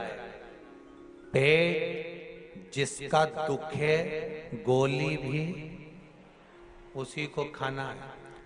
कष्ट जिसको हो, केवल आप बता दो कि ये गलत है, ये सही है, ये ऐसा है, वैसा है, फिर आगे उसको निभाना। और बहुत ध्यान से सुनना जी, बेटा बेटी जब तक कुंवारी है, माँ और बाप जो करते हैं बच्चों के लिए वो उसको मिलता है। बहुत ध्यान देना। बेटा और बेटी का जब विवाह हो जाता है, दूसरे गोत्र की लड़की जब तुम्हारे गोत्र में आ जाती है, तुम्हारे बेटे से संबंध हो जाता है, या तुम्हारी बेटी दूसरे गोत्र में चली जाती है, तब माता पिता अपने बेटों के लिए, अपनी बहू के लिए या अपनी बेटी के लिए, अपने दामाद के लिए कुछ करते हैं, वो श्रेष्ठता नहीं बनती। हाँ, हाथ लगवाकर, जैसे आप जल चढ़ाने जा रहे हो और बहू के लिए चढ़ा रहे हो, या पति के लिए या बेटे के लिए चढ़ा रहे हो, पति के लिए तो चल जाएगा, पर बेटे के लिए चढ़ा रहे हो तो बेटे का हाथ का स्पर्श होना जरूरी।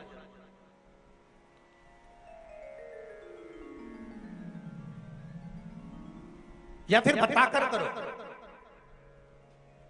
एक माँ ने लिखा था पत्र, शायद पढ़ा भी था, कहीं रायसेन की कथा में पढ़ा था, तो एक माँ ने लिखा था कि गुरुजी वो मैंने बेटे के लिए पशुपति व्रत करा और मेरा काम नहीं हुआ, तो मैंने उस पत्र जब आया तो पत्र का जवाब लिखकर भेजा। आपने बेटे को बताया कि मैं तेरे इस काम के लिए पशुपति व्रत कर रही हूँ? पहले बेटे को बता कि मैं तेरे इस काम के लिए पशुपति व्रत कर रही हूँ, तो पहला सोमवार है, तू भले व्रत मत कर, पर मेरे साथ थाली पकड़कर शंकर के मंदिर चल। अगर शंकर के मंदिर थाली पकड़कर भी नहीं चढ़े तो मंदिर के दरवाजे तो चल, एक बार उसके सामने तेरा मुंडा तो दिखा दे, क्योंकि इंटरव्यू देने जाए, एग्जाम तुम्हारा और दूसरे को बिठा दो, देंगे एग्जाम नहीं ना? तो जिसके लिए एग्जाम दिया जा रहा है, जिसका एग्जाम तो सामने खड़ा तो हो। तू चल मेरे साथ, ये चलकर मैं भगवान की पूजन करूंगी और तुम वहां खड़े रहना। बस इतना भी बहुत कि तुम चंदा बनो तुम्हारे बनो।